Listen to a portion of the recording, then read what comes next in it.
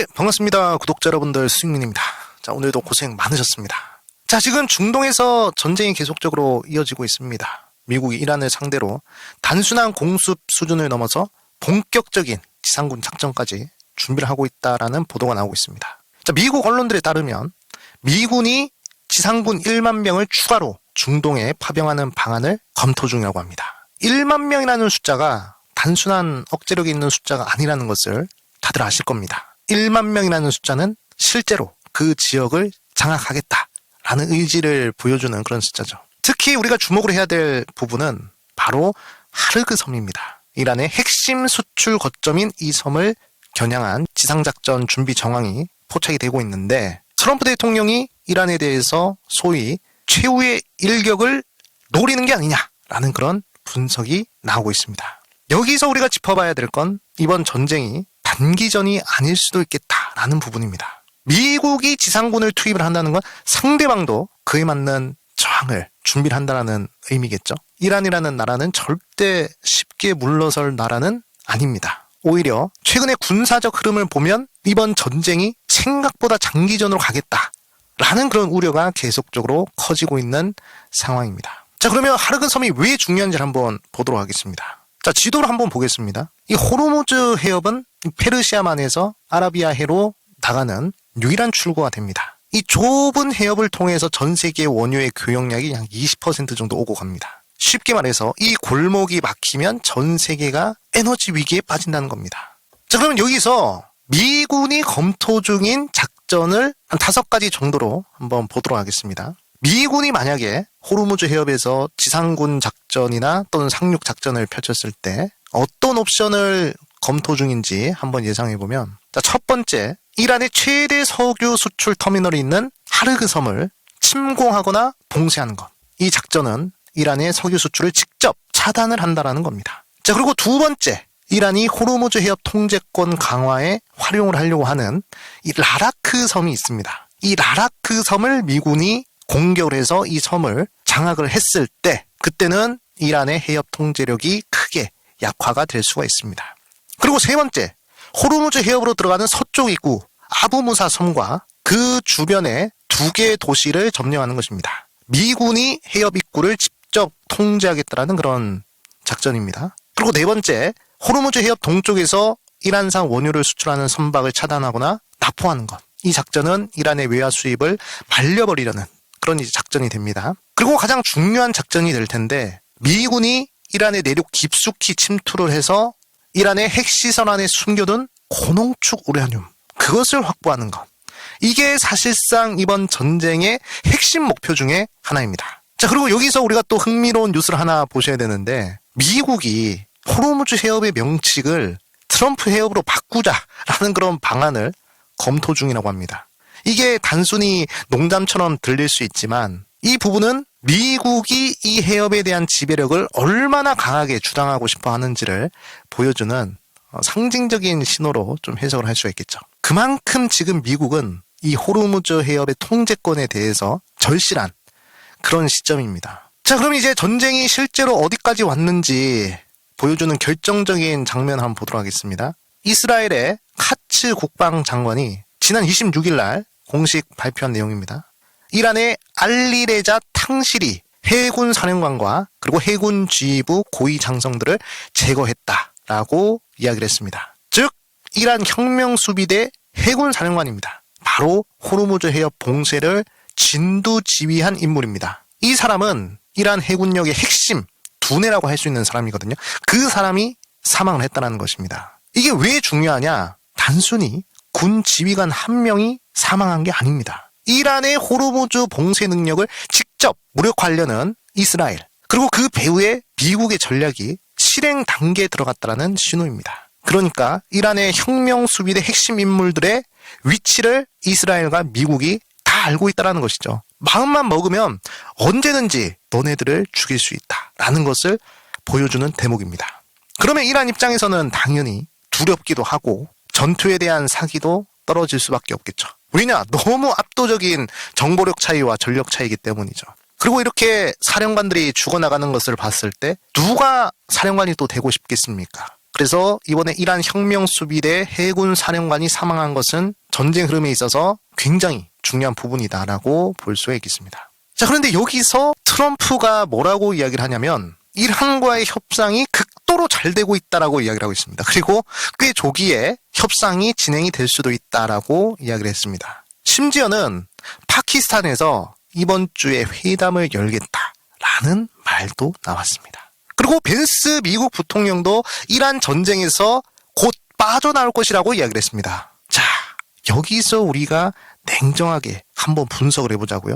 이 말들을 그대로 믿어야 될까? 저는 그렇게 생각하지 않습니다. 여러분들 트럼프의 협상 스타일을 보면 그냥 최대로 그냥 압박을 가하잖아요. 압박을 가하면서 협상 테이블에 앉게 만드는 게 바로 트럼프의 협상 방법입니다. 이 부분은 제가 어제도 말씀해 드렸죠. 그러니까 트럼프 입장에서는 지상군 1만 명을 추가로 파병을 하고 혁명수비대 해군 사령관 제거하고 그 동시에 협상이 잘 되고 있다라고 하는 것은 이미 이란에서는 서로 협상은 안 되고 있는데 본인 입장에서는 협상의 우위를 가져왔다라고 생각을 하는 것입니다. 그리고 이런 흐름을 바로 벼랑 끝 전술이라고 하죠. 트럼프가 가장 좋아하는 그런 협상 전략입니다. 근데 협상이 진짜 순조롭게 진행이 될 수도 있습니다. 하지만 지금 군사작전의 흐름을 보면 아주 강도가 높단 말이에요. 그러니까 이런 흐름은 이란의 협상 테이블로 끌고 나오기 위한 그런 압박 수단으로 보는 게 합리적이다라고 볼 수 있겠습니다. 그래서 현재 전쟁의 흐름을 봤을 때는 군사적 행동으로 봤을 때는 전쟁이 장기화될 것 같다라는 그런 상황이지만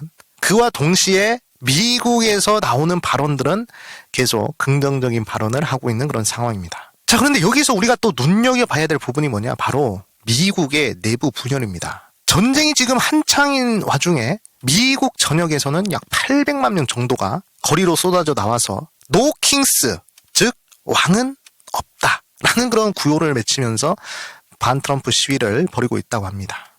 이 800만 명이라는 숫자는 미국 역사상 최대 단일 시위라는 기록을 세웠다고 합니다. 그런데 트럼프는 이 와중에 무엇을 했냐면 본인 골프 리조트에서 휴가를 즐기고 있었다고 합니다. 자, 현재 보고 계시는 이 사진이 시사하는 바가 굉장히 크죠.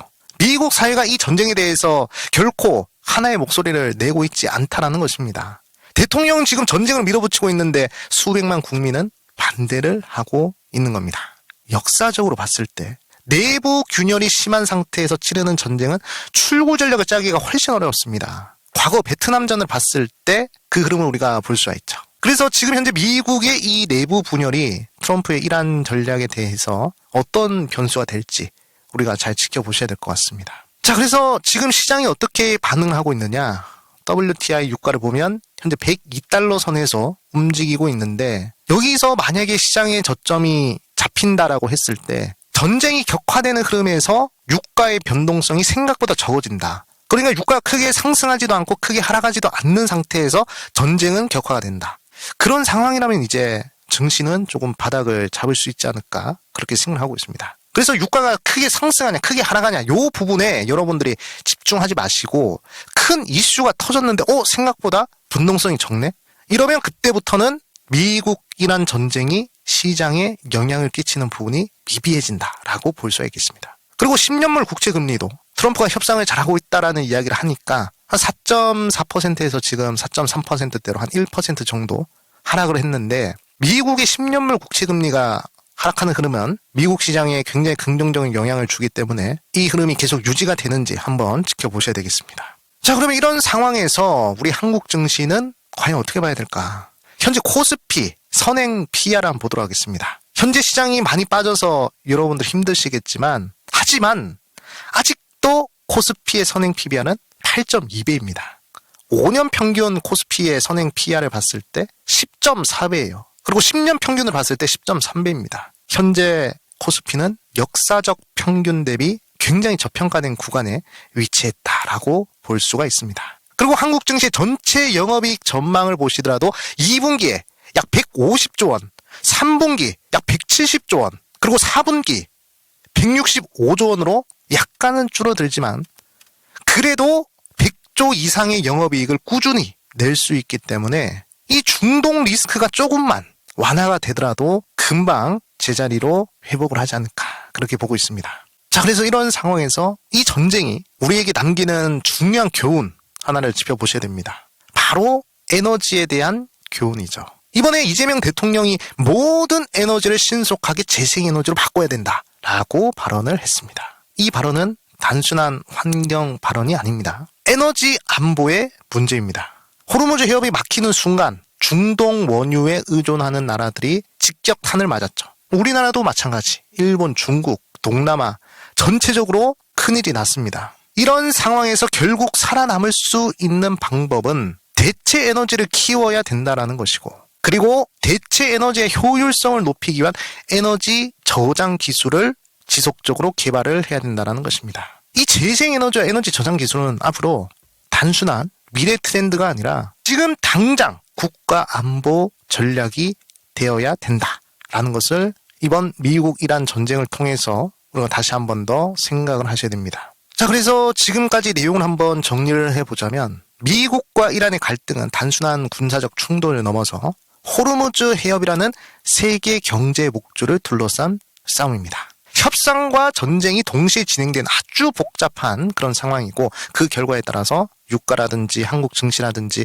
에너지 정책 모두가 영향을 받게 됩니다. 그래서 지금은 여러분들의 공포에 흔들리기보다는 현재 상황을 좀 냉정하게 분석을 하셔서 결국에는 안 좋은 상황이 나올 때 매수를 하고 좋은 흐름이 나올 때 매도를 하는 그런 전략이 가장 좋지 않을까라고 생각이 들고, 결국 대체 에너지와 그 에너지를 저장할 수 있는 배터리 기술, 이 부분이 앞으로 굉장히 중요해질 것이다 라고 말씀해 드리겠습니다. 자, 그러면 어떤 종목들을 한번 눈여겨봐야 되는지 한번 살펴보도록 하겠습니다. 자, 당연히 태양광 관련된 종목들, 풍력 관련된 종목들, 신재생 에너지와 관련된 종목들 우리가 눈여겨보셔야 되겠죠. 자, 첫 번째로는 HD 현대에너지 솔루션입니다. 현재 추세 흐름이 좋은 상황입니다. 시장이 빠짐에도 불구하고 크게 변동성이 없습니다. 21선을 지켜주는 흐름이 계속 나타나면 꾸준하게 우상향이 나올 수 있을 것 같습니다. 그리고 올해 11월에 미국에선 중간 선거가 있습니다. 제가 봤을 때 공화당이 이기기가 힘들어질 것 같습니다. 그러면 민주당이 승리를 할 텐데, 민주당이 적극적으로 미는 것도 바로 재생에너지입니다. 그렇기 때문에 11월 전까지는 재생에너지 관련된 종목들이 긍정적인 흐름이 나오지 않을까, 그렇게 보고 있습니다. 그래서 HD 현대에너지 솔루션 4등분선 그어봤을 때 12만 6천 원짜리 괜찮아 보이고요. 그리고 10만 원짜리 괜찮아 보입니다. 그리고 하나솔루션도 눈여겨보셔야 되겠죠. 하나솔루션 같은 적자 기업을 왜 눈여겨봐야 되는가 라고 질문들을 하시더라고요. 여러분들, 항상 대시세가 나오는 종목들은 흑자에서 또 흑자를 기록하는 종목보다는 적자에서 흑자로 전환하는 종목이 항상 5배, 10배짜리 대시세가 나왔습니다. 어차피 재생에너지야 100년 뒤에도 200년 뒤에도 300년 뒤에도 살아남을 산업입니다. 그리고 미국에서는 중국의 태양광 패널에 대해서 엄청난 견제를 하고 있죠. 그러면 결국 에너지 소비량이 가장 많은 국가 중 하나인 미국에서는 우리나라 태양광 패널이 긍정적인 흐름이 나올 것입니다. 그 흐름을 겨냥하는 회사가 바로 한화솔루션 아니겠습니까? 그리고 최근에 유증 이슈가 나오긴 했지만, 만약에 여기서 정부가 제동을 건다던가 또는 뭐 회사에서 철회를 한다는 이슈가 나오면 또 금방 반등하는 경우가 나타나거든요. 그래서 이렇게 고점 대비해서 40% 정도 빠졌을 때는 그래도 한번 공략을 해봐도 괜찮은 구간이 아닌가라고 생각을 합니다. 물론 55,000원, 57,000원 이런 자리에서 매수하신 분들이야 속이 쓰리시겠지만, 현재 구간에서 분할 매수를 한다면 그래도 괜찮은 구간에서 매수를 하는 것이 아닌가, 그렇게 보고 있습니다. 그래서 하나솔루션도 눈여겨보시고요. 최근 파동에 4등분선을 그어보니까 34,500원짜리 괜찮아 보이고요. 그리고 26,000원짜리 괜찮아 보입니다. 가격대 참고해 보시길 바랍니다. 그리고 OCI 홀딩스도 지금 어떻습니까? 추세 흐름이 좋죠. 시장 변동성이 커짐에도 이 친환경 관련된 종목들은 변동성이 크지 않습니다. 제가 어제 2차전지 관련된 종목에 대해서 말씀드렸잖아요. 2차전지 관련된 종목들도 왜 매력이 있는지에 대해서 말씀해 드렸는데, 바로 증시 변동성 대비 개별 종목의 변동성이 적었다. 그것이 매력이었습니다. 태양광 관련된 종목들도 마찬가지입니다. 변동성이 크지가 않아요. 그리고 증시가 빠지는데도 상승한단 말이죠. 시장의 관심을 한 몸에 받고 있다는 이야기고, 외국인들이 하루에도 몇 조씩 매도하는 과정에서도 이런 태양광 관련된 종목들, 대체에너지 관련된 종목들은 매수를 한다는 이야기입니다. 하여간 에너지를 만들고 저장하는 이쪽으로 해서 외국인들이 투자를 한다는 것입니다. 그래서 OCI 홀딩스도 현재 추세가 굉장히 좋습니다. 최근 파동에 4등분선을 그었을 때 매수할 수 있는 자리는 16만 9천 원짜리 괜찮고요. 그리고 14만 원짜리 괜찮아 보입니다. 그리고 SK이터닉스도 마찬가지. 최태원 회장이 이야기를 했습니다. 앞으로 AI 시대는 글로벌 자본과 재생에너지 이 두 개가 결합이 되는 것이 가장 중요하다라고 했는데 SK그룹이 그 흐름을 먼저 치고 나가고 있습니다. 앞으로 10년 뒤, 20년 뒤의 돈벌이는 재생에너지에서 한다라고 이야기를 했죠. 그래서 SK이터닉스가 미국의 대표 사모펀드인 KKR과 합작을 해서 지분을 매각을 했습니다. 그리고 나서 강력한 흐름이 나타나고 있죠. 결국 미래에는 재생에너지가 정말 중요해진다는 것입니다. 왜냐? 지금은 재생에너지가 효율성이 떨어집니다만 배터리 기술이 발전을 하고 있기 때문에 재생에너지도 효율적으로 쓸 수 있다는 것이에요. 그래서 재생에너지가 극도로 개발이 되면 유전 10개, 원전 10개의 흐름보다 훨씬 더 좋은 그런 에너지를 만들어낼 수가 있다는 것입니다. 그래서 SK이터닉스도 현재 좋은 흐름이 나오고 있고요. SK이터닉스에 매수하기 괜찮은 가격대는 5만 5천 원짜리, 4만 4천 원짜리 이렇게 보시면 될 것 같습니다. 자, 그리고 나는 개별 종목을 매수하기가 좀 부담스럽다 하시는 분들은 ETF 쪽으로 매수하시면 되겠죠. 코덱스 신재생에너지 액티브 385510 385510 이 ETF를 눈여겨보시길 바랍니다. ETF 흐름을 보시더라도 추세가 괜찮죠. 계속 상승과 하락을 반복하면서 추세를 만들어주고 있는데 꾸준한 상승이 나와줄 수 있을 것 같습니다. 그리고 수급 흐름을 봤을 때도 HD 현대에너지솔루션 어떻죠?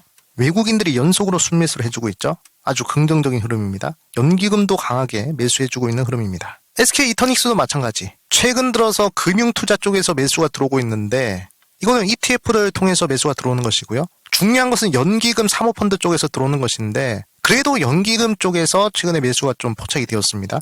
그리고 외국인 쪽에서 수급 맥점이 좀 포착이 된다면 그러면 추가 상승이 나올 수 있는 구간이 발생을 할 것 같습니다. 하여간 눌리는 자리가 나오면 신재생 에너지 관련된 종목들은 다 괜찮습니다. OCI 홀딩스도 마찬가지. 외국인들 매수 강력하게 해주는 흐름 한번 포착이 됐고요. 그리고 연기금에서 지금 적극적으로 매수를 하고 있습니다. 사모펀드 투신, 장기성 투자 주체들이 계속 매수를 진행해주고 있습니다. 하나솔루션도 외국인들이 매수를 많이 했죠, 최근에. 그리고 연기금 투신이 조금 매도를 하긴 했지만 사모펀드가 이틀 연속으로 매수를 해주고 있습니다. 그래서 시가총액 대비 0.3% 이상의 매수세가 하루 만에 들어오는지 안 들어오는지 그 흐름을 한번 파악을 해보시면 아마 하나솔루션도 괜찮은 타점을 잡아보실 수 있을 겁니다. 자, 그리고 마지막으로 저희 수익맨 채널이 100% 무료로 텔레그램 방을 운영하고 있습니다. 여기서 다양한 투자 정보들과 자료들을 무료로 공유를 해드리고 있습니다. 특히 장 시작하기 전에 중요한 뉴스들과 중요한 종목들을 싹 다 정리해서 여러분들이 한눈에 보기 편하게 업로드를 해드리고 있습니다. 아침에 뉴스 하나하나 찾기 귀찮다. 그리고 주도 트렌드를 좀 빠르게 파악을 해보고 싶다 하시는 분들은 수익맨 텔레그램방 컨텐츠 이용해보시면 도움이 될 것 같습니다. 그리고 제가 직접 작성한 급등의 가속도 전자책과 자료집들도 무료로 공유를 해드리고 있으니까요. 필요하신 분들은 다운받으셔서 공부하시면 도움이 될 것 같습니다. 그러면 텔레그램방 어떻게 입장하시는지 안내 말씀드리겠습니다. 채널 메인 페이지를 보시면요. 이렇게 링크가 있습니다. 링크를 터치하시면 바로 텔레그램방 이동 가능하시고요. 그리고 댓글창 상단에 보시면 이 링크가 있습니다. 이 링크를 터치해 주시면 바로 텔레그램방 이동이 가능하십니다. 그리고 여러분들이 텔레그램방 들어오시는데 여러분들의 전화번호, 개인정보, 설문조사 하나도 필요가 없습니다. 그냥 들어오시면 됩니다. 그리고 저희 채널이 여러분들 덕분에 구독자 16만 명을 달성할 수 있게 되었습니다.